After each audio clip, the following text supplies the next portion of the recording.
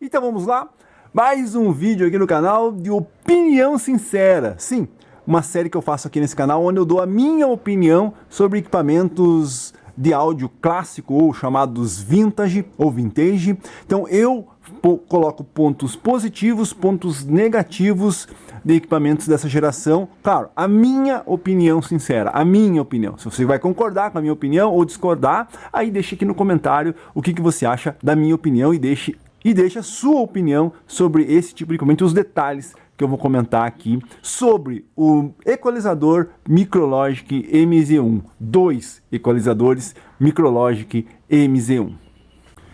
Bom, então é isso, só lembrando que aqui nesse canal a gente só conversa sobre essa geração de equipamentos dos anos 70, 80, alguma coisa dos anos 90, aquilo que realmente vale a pena, opinião sincera como eu vou fazer aqui, conhecendo equipamentos como eu já fiz e o vídeo vai estar na descrição, já vou comentar um pouco sobre isso, curiosidades, lives batendo papo, comparativos, tudo sobre essa geração. Tem interesse? Inscreva-se no canal, ative o sininho que você vai ser notificado quando eu lançar um vídeo novo e não esquece aí de dar um like para contribuir com o canal e com o vídeo. Então o segundo recado que eu preciso dar é que você não vai escutar eles funcionando, né? Então você não vai ver ele atuando. Vai ter um vídeo aqui na descrição também onde eu já coloquei eles para funcionar. Testei régua por régua, você vai ver todos os detalhes. E também já fiz o Conheça o MZ1. Então vai estar na descrição também o Conheça, porque muitos detalhes que eu vou falar aqui com relação à minha opinião, provavelmente se você não conhece o equipamento, talvez você fique boiando, digamos assim. Então o ideal é assistir lá o Conheça, para conhecer todos os detalhes que ele tem aqui, e aí sim você entender por que da minha opinião ser positiva ou ser negativa. Então vamos lá, vamos começar aqui com os pontos positivos da minha opinião sobre o MZ1 da Micrologic. Lembrando, né, MZ1, ME21 e o ME22 são a mesma série, da mesma geração, são os três modelos oferecidos aí pela Micrologic na época. Bom, primeiro ponto positivo, cara, não tem como dizer, né? Qual o primeiro ponto positivo? É ser bonito, né? Não tem comparação com nada do que é feito hoje, não vai ter comparação nenhuma, né? Os botões, acabamento do botão anodizado, painel aço escovado, na verdade a gente chamava de aço escovado, mas é alumínio escovado, né? Os parafusos cromados, todo o acabamento de botão aqui, tudo é nível praticamente internacional, nível de equipamento japonês, americano e tudo mais. Então realmente são equipamentos muito, com uma beleza, na minha opinião, extraordinária. Imagina se ter dois equipamentos igual a gente tem aqui, que eles são mono, né? Então um aqui, um canal, outro canal aqui. Então você imagina você ter esse equipamento aí na sua linha. Eu gostaria de poder ficar com eles, mas realmente não tenho condições, então sim, a beleza do equipamento. Ah, César, mas todo equalizador é bonito, porque tem essas réguas. Nem todos, né? Da própria marca, quer dizer, não dessa marca, mas de uma outra marca aí, que é do mesmo grupo, né? Tem alguns equalizadores aí que... E tem equalizador japonês, equalizador americano, que, pelo amor de Deus, é feio pra burro. Aqui não, aqui a gente tem um equalizador bonito, realmente é bonito. Bom, outro ponto positivo, não dá para deixar de falar, né? É a quantidade de réguas, a quantidade de frequências que você consegue fazer a regulagem do teu áudio. Então são 29, né? 29. Isso quer dizer o que você vem desde o subgrave aqui, que seria 31.5 Hz, até o 20 Hz. Qual a diferença de um equalizador normal? Se eu não me engano, o equalizador normal, ele é o mais baixo aqui, é 63, tem alguns até que pode estar com 50, 40, né? O mais baixo. A parte de cima, normalmente é igual, é o 20K, porque é o limite aí do ouvido humano. Isso que tem muita gente que nem escuta isso aí, né? Eu acho que se chegar aqui no 10, talvez, um pouco mais do que 10. E a caixa responder, e tem vários fatores aí. Mas o agudo, normalmente, no limite é 20. Você não vai... Talvez encontre algum com 22, talvez tenha aí algum equalizador com 22, mas aqui a gente tem a vantagem de você ter mais bandas, né? Como você está colado uma outra. Então, digamos, você tem 40, 50, 63, 80. Aí você pega um equalizador normal, você já vem do 40 para o 80, do 80 para o 125, entendeu? Então aqui você tem mais, né, entre frequências para poder fazer uma equalização. César, você consegue equalizar melhor assim com mais frequência? Cara do céu, é bem complicado, é uma história, né? Então a gente sempre sonhou em ter esse tipo de equalizador, mas hoje quando você vai experimentar, não sei se o nosso ouvido já era, não tem mais jeito, né? Mas é muito colado uma da outra. Então, digamos, para você perceber que essa aqui tem uma frequência e essa tem a outra frequência, né? Que ele vai puxando um pouco mais para baixo e o outro vai puxando um pouco mais para cima, parece iguais. Essa aqui você erga, puxa, aí puxa, parece igual. Quando você escuta um outro equalizador de somente 10 bandas, quando você ergue uma, porque ele faz uma curva, né? Então ela ergue não só essa aqui, mas entre essa e a próxima. Então quando você ergue, você percebe que ela está modificando. Aqui é bem sensível. Isso que são só 29, né? Tem equalizadores aí profissionais modernos aí que tem muito mais que 29. Então é bem sensível mesmo a diferença entre uma régua e outra. Você tem que estar com o ouvido e com a caixa acústica bem legal mesmo para sentir. Mas sim, ponto positivo, 29 bandas. É claro que isso só é possível porque você tem um equalizador mono, né? Não teria como ter 29 mais 29, né? Então, mas isso aí sim é um ponto positivo. Segundo ponto positivo, quer dizer, na verdade já seria o terceiro ponto positivo, seria a quantidade de recursos, né? Então você tem bastante coisa aqui, você tem volume, né? Você tem aqui LEDs de proteção, LED power, tem equipamento que você nem sabe se está ligado, né? Ah, tem equipamento que você compra, daí, pô, mas tá ligado ou não tá? Não sabe porque não tem um LED lá te indicando que ele está ligado ou não, né? Então aqui você tem um sistema de nível, de volume, pode deixar mais alto, mais baixo, isso é interessante para poder atuar mais e atuar menos a cada frequência. Você consegue equalizar o teu som conforme você está escutando as suas caixas acústicas e ao mesmo tempo gravar sem precisar estar com o áudio equalizado, né? Isso é bem interessante. Pode fazer o contrário também, por que não? Né? Só mudar a conexão lá atrás. E aqui você também tem a tecla power, que mais? E aqui a gente vai ter você consegue desligar, mas isso todo equalizador tem, né? Então você consegue fletar, por mais que eu posso regular aqui o meu equalizador, está utilizando ele equalizado, mas de repente eu jogo um sinal lá que esteja melhor ou que esteja diferente, eu posso simplesmente apertar aqui e ele volta ao flat sem precisar mudar as réguas. E isso é bem interessante. Sem falar do volume, como eu disse aqui, você também consegue, né, controlar o volume aqui com o teu volume do teu amplificador, do teu pré-amplificador. Esse equilíbrio de volumes de entrada e de saída, tem muita gente que não percebe, mas é bem interessante, porque, óbvio, quanto mais volume eu coloco aqui, mais a minha equalização atua. Quanto menos volume eu coloco aqui, menos ela atua, porque eu vou injetar mais sinal lá no amplificador e não no equalizador, né? Então isso é bem legal, a quantidade de recurso.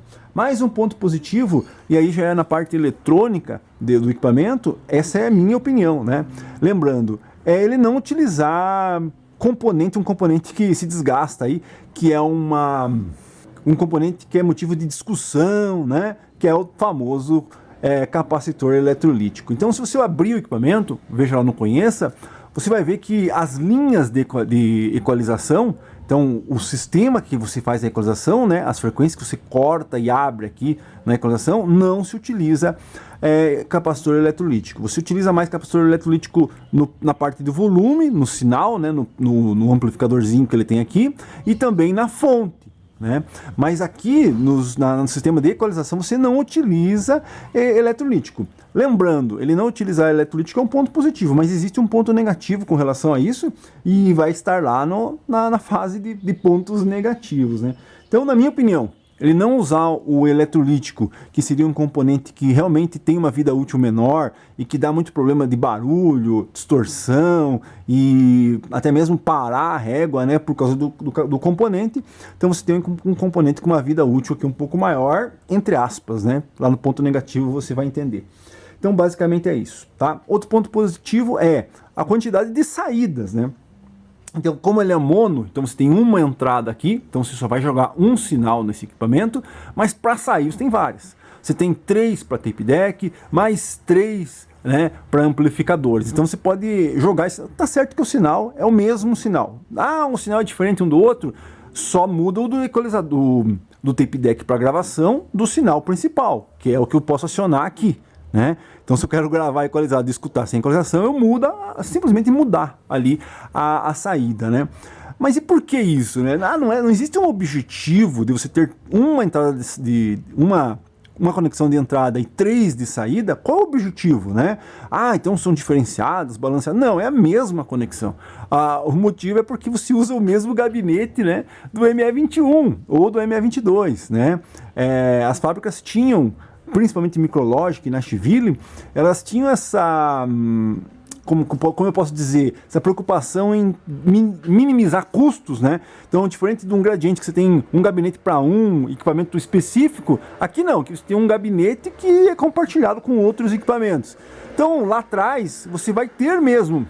Então, lá atrás, nas conexões, você vai ter que ter mesmo os RCAs pendurados ali. Não tem como, é o mesmo gabinete, então você vai pôr lá os RCAs, mas ele é mono, então você vai usar menos RCAs do que um outro equipamento, certo? Principalmente no ME22 que tem entrada tape deck 1 e 2, aqui você não tem entrada tape deck, né?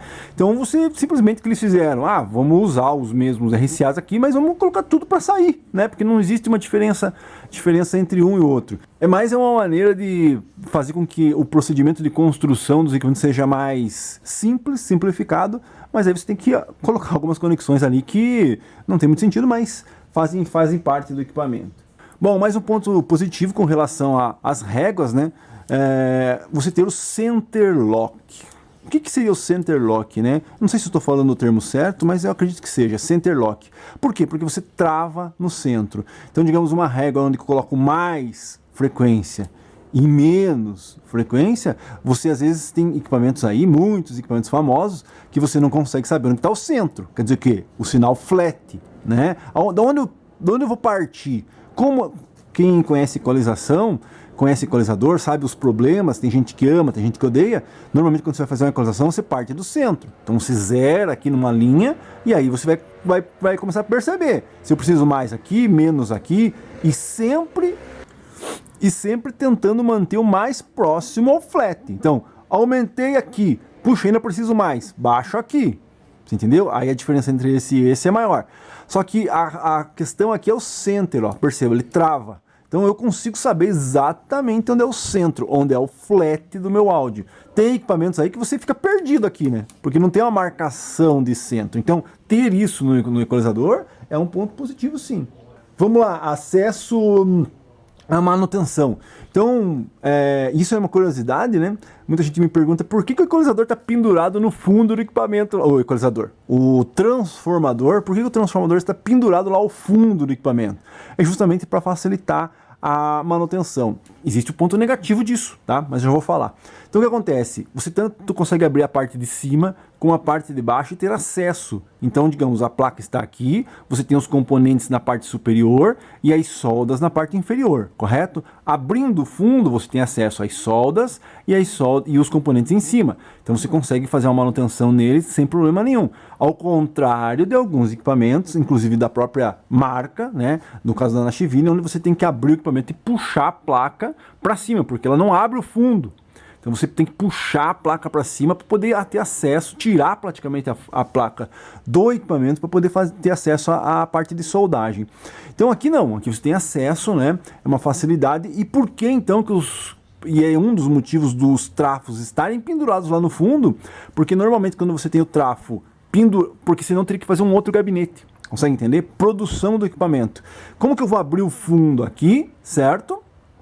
Com o transformador pendurado ao fundo. Quer dizer que eu vou ter que abrir o fundo, o transformador vai ter que vir junto, vou ter que soldar o transformador para tirar a parte do fundo. Então eles fizeram o transformador grudado lá no fundo para você poder tirar essa placa, essa chapa de baixo aqui tranquilamente, sem precisar. Vou dar um exemplo. Quem já fez manutenção em AC200 da Cygnus, né? Então quando você tira o fundo, porque ele não tem lá um suporte para o transformador vem junto com o fundo, ele está preso ao fundo, né? E outros exemplos, Gradiente S106, 126 receiver, né? Você consegue tirar a placa do fundo, por quê? Porque existe um suporte aonde o trafo está preso, dentro do gabinete, então você consegue. Aqui não, no AC200 o trafo está preso ao fundo. Quando você tira o fundo, o trafo vem junto. E é por isso que os trafos estão lá no fundo, na bunda do equipamento e não aqui. E aí existe um ponto negativo, mas eu vou falar mais para frente no ponto negativo. Mas então a manutenção do equipamento né? Às vezes a pessoa se assusta, principalmente por essas marcas assim que a pessoa não conhece, um técnico não conhece o equipamento. Puxa, será que dá para abrir o fundo? Será que não dá? Porque às vezes o cara faz uma manutenção. Ah, quero fazer uma manutenção num Nashville. Né? Ah, é fácil, simples. Aí quando ele descobre que tem que tirar toda a placa, desfiar tudo, soldar todos os fios para mexer trocar um componente, porque se precisa de soldar a parte de solda embaixo, o cara fica desesperado. Aí daí ele vê, puxa, esse aqui deve ter a mesma coisa. No fim não, esse aqui tem mais fácil acessibilidade à manutenção, tá? Outra parte positiva, mais um ponto positivo, são as réguas, né? Então você tem réguas, elas são de boa qualidade, espere o ponto negativo, e aí você tem umas réguas de boa qualidade, muito lisas, que desliza muito bem, muito boa, né? 40 anos e aqui está deslizando perfeitamente, grande, né? Então com bastante percurso, ao contrário, porque depois eles começaram a minimizar os equalizadores, muito pequenininho, então você vai assim, tic, tic, tic, tic, já aumenta um monte, né? Sensibilidade mínima, né? Então, digamos, se a Micrológica quisesse produzir um equipamento nesse nível estéreo, poderia. Era só botar reguinha pequenininha aqui em cima, reguinha pequenininha aqui embaixo, né? Mas aí se compararia aos equipamentos modernos. Então, sim, você ter um equipamento com uma régua grande, com boa excursão, um grande percurso aqui de execução, digamos assim, não sei se estou usando o termo certo, mas tudo bem. Então você está entendendo o que eu estou dizendo, réguas grandes, né? Então é isso aí, é uma coisa bem legal, bem bacana, é muito bom de você brincar, equalizar com eles, com essas réguas grandes. Bom, então é isso, pontos positivos. Se você tem algum ponto positivo a mais que eu esqueci, deixa aqui nos comentários, ou se você não concorda dos pontos positivos que eu citei, também deixa no comentário. Agora vamos para os pontos negativos, né? Então, ponto negativo número 1, justamente as réguas, né? As réguas serem de plástico. E aí você vai encontrar aí, faz uma pequena pesquisa no site de venda, no maior site de venda desse tipo de equipamento, você vai ver equipamento, como eu falei lá no Conheça, não existe régua pequena, não existe régua preta, aqui não vem com régua de mesa, não, nada disso, né? Original é exatamente o que você está vendo na sua frente aí, original equipamento. Mas você vai encontrar com régua de mesa, régua de não sei o que, tudo quebrado, só com as pontas para fora, ou até mesmo faltando botão. A pessoa fala assim, não, tá faltando 2 botõezinhos só, você se encontra aí, é fácil. Mas não é só o botão, é a régua quebrada. Então, ponto negativo. Apesar da régua ser boa, ser bacana, ser com bastante excursão aí, mas elas têm as pontas de plástico. E por que a gente fala isso, né? Porque tem equipamentos que você sabe que tem pontas de ferro, né? Que aguentam mais, que duram mais. Então, esse tipo de equipamento, tanto o ME21, 22, o MZ1, você encontra aí faltando botão, régua quebrada, tudo depenado, né? Tudo bem feio mesmo.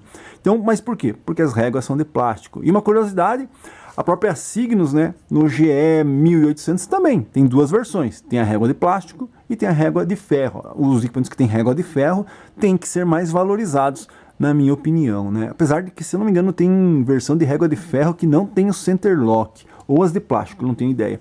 Mas tem que tomar cuidado, então, na hora de adquirir equipamento, que por isso que um pode ser um pouco mais caro, outro pode ser um pouco mais barato, tá? Toma cuidado aí, tá? Então, dá uma pesquisada, você vai ver esses equipamentos aí, fotos na internet, que isso aqui tudo quebrado, faltando, né? Então, régua de plástico é um problema. Outro ponto negativo seria ele ser padrão hack. Bom, você já viu lá no Conheça o equipamento que existem 2 versões, o padrão hack e o padrão normal, sem essa aba aqui, sem essa letra com esses 2 furos para colocar no hack. E qual é o problema? Qual é o ponto negativo, César, disso aí? Porque ele está fora de padrão, né? Você veja, todos os equipamentos, se eu colocar aqui, apesar que aqui eu vou mostrar um exemplo, eu poderia mostrar um exemplo do CD5500, eu vou tentar dar uma mexidinha aqui, ó, não gosto de fazer isso, mas olha lá, ó. Então aqui você tem um CD1500 com alça aqui, ó, e ele está mais juntinho os buracos.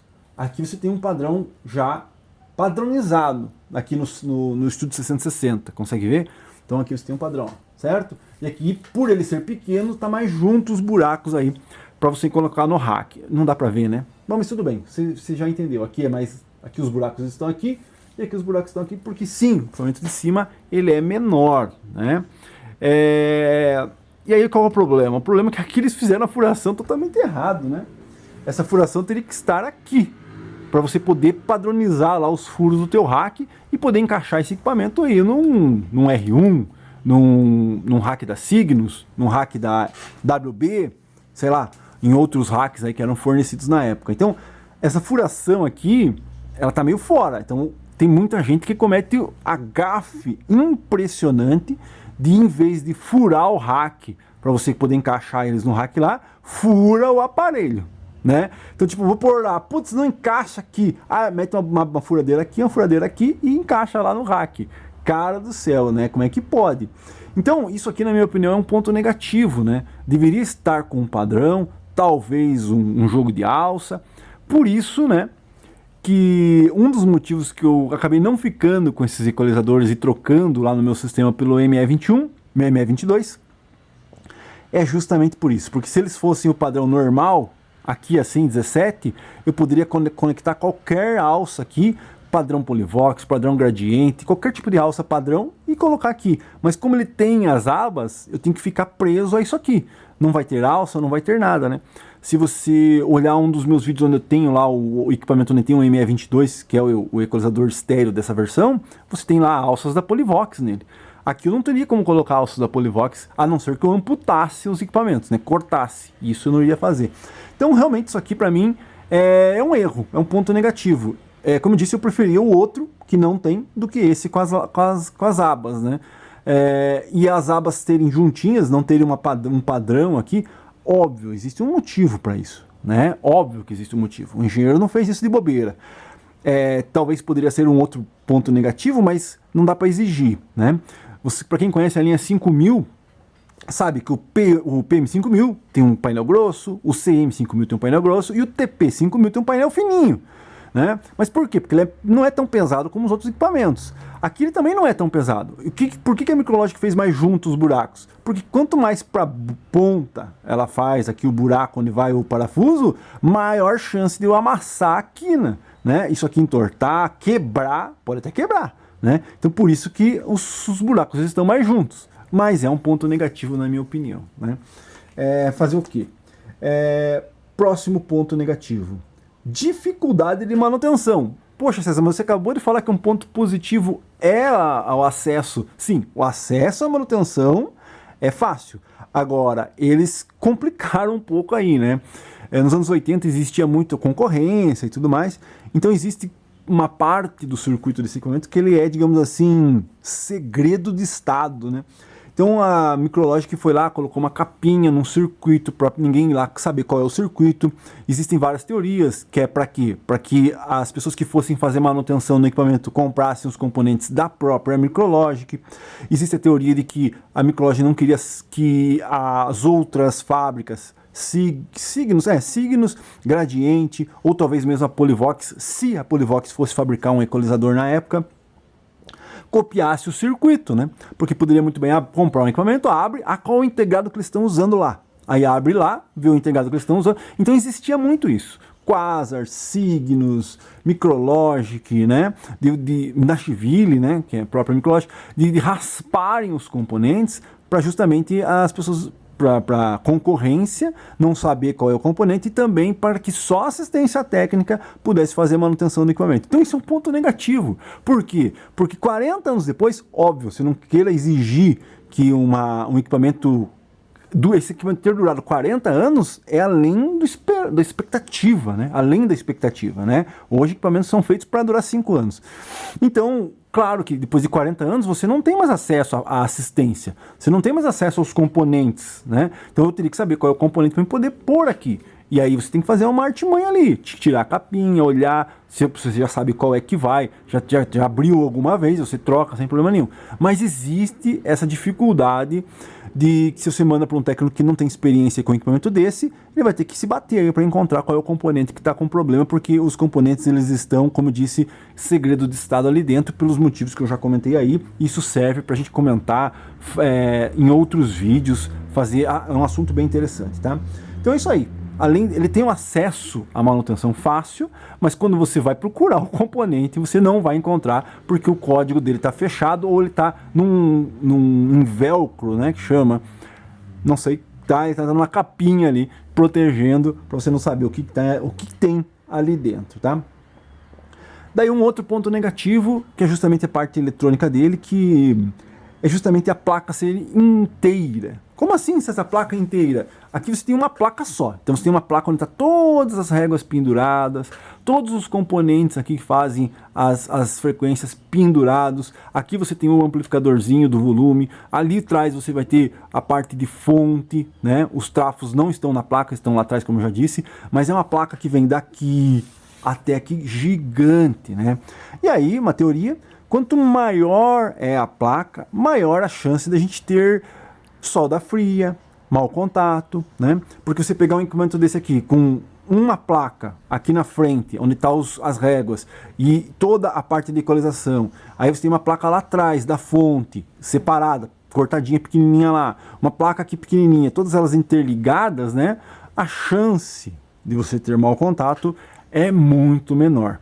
Então, é um problema clássico do ME22. Eu já tive vários problemas com o meu equipamento assim. De vez em quando eu tenho que ir lá tirar ele do rack e acabar tendo que ressoldar toda a placa. Porque como ela é muito grande, né? Então você vai mexer nele, né? O aparelho torce, né? Torce, vai mexer, põe num rack. Você imagina isso aqui colocado num rack? Então o peso ali, se você não está usando os pés, né? E ele está flutuante no rack, todo o peso vai estar no painel. E a bunda vai estar caindo. Certo? E a bunda está presa à placa. E aí a placa sendo gigante, quanto maior a superfície, né? Maior a superfície, maior a chance dela torcer ali dentro.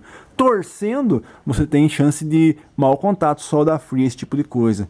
Então realmente, é claro que isso é custo, né? Custo de produção. Você faz uma placona grande e beleza, não tem que fazer várias plaquinhas interligadas com fio, com um monte de coisa, com pontos de solda, esse tipo de coisa. Mas infelizmente ela tem esse problema nesses equipamentos aqui eu nunca tive problema. Mas no ME22, de vez em quando meu equipamento começa a pitar lá, fazer algum barulho, ruído, eu tenho que ir lá, desmontar ele e fazer uma ressoldagem, e não é defeito, né? É simplesmente uma solda fria, alguma coisa que um componente ali que começou a dar mau contato porque ela torceu, alguma coisa. Então você tem que ir lá refazer toda a solda novamente para encontrar onde está a solda fria lá, porque é uma placa gigantesca e ela trabalha e pode acontecer isso. Bom, então é isso. Hoje você escutou aqui os pontos positivos e os pontos negativos de acordo com a minha opinião. Lembra de mais algum? Conhece mais algum, tanto positivo ou negativo? Deixa aqui no comentário. Discorda de algum ponto que eu comentei aqui? Deixa no comentário, a gente continua batendo papo lá. Claro, tem vários outros detalhes, né? Ah, tem conexão AC, César. É, conexão AC. Que mais? Tem os pés altos, né? Tem bastante coisa interessante. Esses equipamentos são muito bem feitos, na minha opinião, né? Então, tem vários detalhes que a gente poderia comentar aqui, mas os principais aí, dos positivos e dos negativos, eu já comentei, são os que mais influenciaram aí na minha vida, quando eu utilizei, né, esse tipo de equipamento, são esses aí. E repetindo, deixa aí um comentário de algum ponto que eu deixei de falar ou que você conheça, beleza? Opinião sincera do MZ1 equalizador mono, né?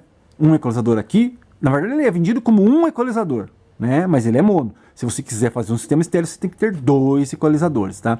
Então, MZ1, equalizador da Micrologic. Lembrando, eu já fiz vídeo de conheça ele e talvez, não sei se eu já fiz, comparando ele, o MZ1, com o ME22, que é a versão estéreo desse equipamento. É isso aí. Inscreva-se no canal, ative o sininho, não esquece de dar o like se você gostou do vídeo aí.